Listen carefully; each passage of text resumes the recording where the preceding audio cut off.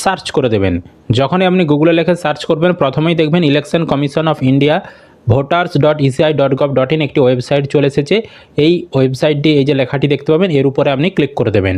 তো আপনি যখনই ক্লিক করবেন আপনার সামনে এই ধরনের অফিসিয়াল ওয়েবসাইট খুলে যাবে ভোটার সার্ভিস পোর্টালের, ইলেকশন কমিশন অফ ইন্ডিয়ার। এবার এখানে আসার পর উপরে দেখুন লগ ইন অপশান রয়েছে, সাইন আপ অপশান রয়েছে। যাদের এখানে আগে থেকে আইডি বানানো রয়েছে তারা কিন্তু এই লগ ইন অপশানটাই ক্লিক করবেন। যাদের আগে থেকে এই ওয়েবসাইটে রেজিস্ট্রেশন করা রয়েছে, আইডি বানানো রয়েছে, আর যাদের এখানে আইডি বানানো নেই তাদেরকে আগে এখানে একটা ছোট্ট আইডি বানাতে হবে। তার জন্য সাইন আপ অপশানটাই ক্লিক করতে হবে। আপনার সামনে এই ধরনের পেজ খুলে যাবে। তারপর এখানে আপনাকে মোবাইল নাম্বার বসাতে হবে। ইমেল আইডি অপশনাল, আপনি দিতেও পারেন নাও দিতে পারেন। এখানে কোড দেখাবে, সেই কোডটি ক্যাপচা কোডের ঘরে বসাবেন। এখানে যেমন দেখাবে বড় হাতের ছোটো হাতের যেমন দেখাবে আপনাকে সেরকম দেখে দেখে ক্যাপচা কোডে বসাবেন, দিয়ে কন্টিনিউ বাটনে ক্লিক করবেন। তাহলে আপনার ফোনে ওটিপি আসবে, সেই ওটিপি আর দিয়ে আপনি কিন্তু একটা নতুন আইডি বানিয়ে নিতে পারবেন।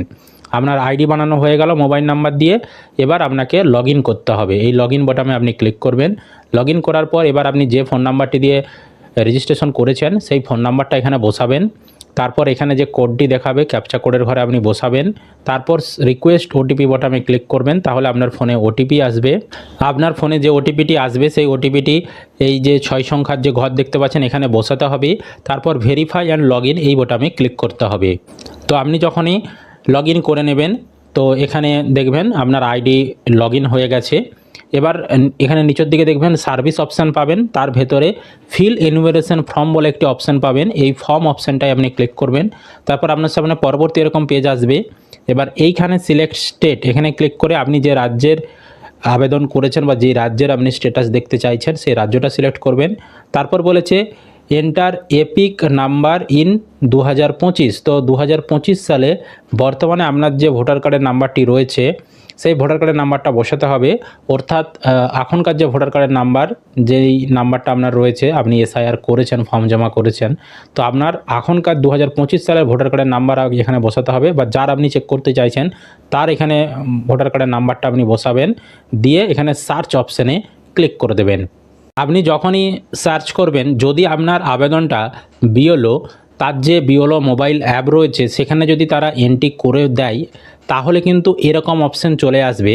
নিচে দেখাবে your form has already been submitted with mobile number, দিয়ে মোবাইল নাম্বার দেখাবে। For more details contact your BLO.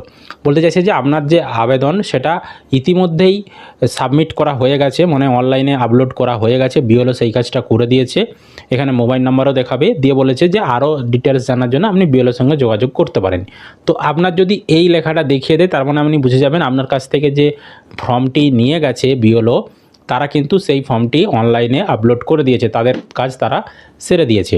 এবার আপনার যদি এই ধরুন যখন আপনি সার্চ করবেন ভোটার কার্ডের নাম্বার দিয়ে যদি এই রকম অপশানগুলো আসে, আমি দেখাচ্ছি কীরকম অপশান আসলে বুঝবেন যে এখনও অনলাইনে সাবমিট হয়নি। আমি দেখাচ্ছি, দেখুন আমরা একটি ভোটার কার্ডের নাম্বার দিয়ে সার্চ করেছি।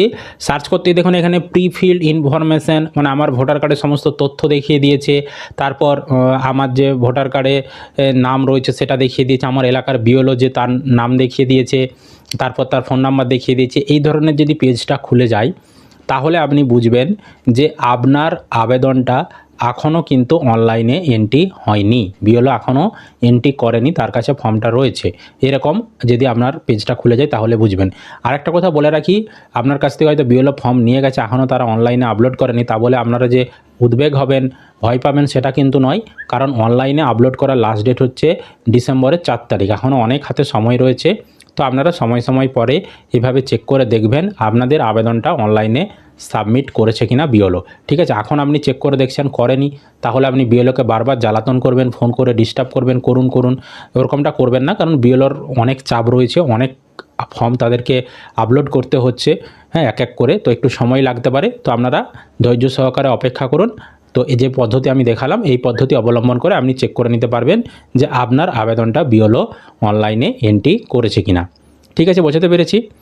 আর যারা অনলাইনে আবেদন করছেন তারা তো অনলাইনে নিজেরাই আপলোডটা করে দিচ্ছেন, তাদের ক্ষেত্রে কোনো মানে চেক করার কোনো ব্যাপারই আসছে না। তবে অফলাইনে যারা ফর্ম জমা করছেন তারা এইভাবে চেক করে নেবেন। তো যদি ভিডিও ভালো লেগে থাকে অবশ্যই কিন্তু ভিডিওটি একটি লাইক করবেন, বন্ধুদেরকে ভিডিওটা শেয়ার করে সকলকে খবরটি জানতে সাহায্য করবেন। চ্যানেলে নতুন হলে এই ধরনের ইনফরমেটিভ আপডেট পেতে চ্যানেলটিকে সাবস্ক্রাইব করবেন। ফেসবুক থেকে যারা ভিডিওটি দেখছেন অবশ্যই কিন্তু পেজটি ফলো করে রাখতে ভুলবেন না।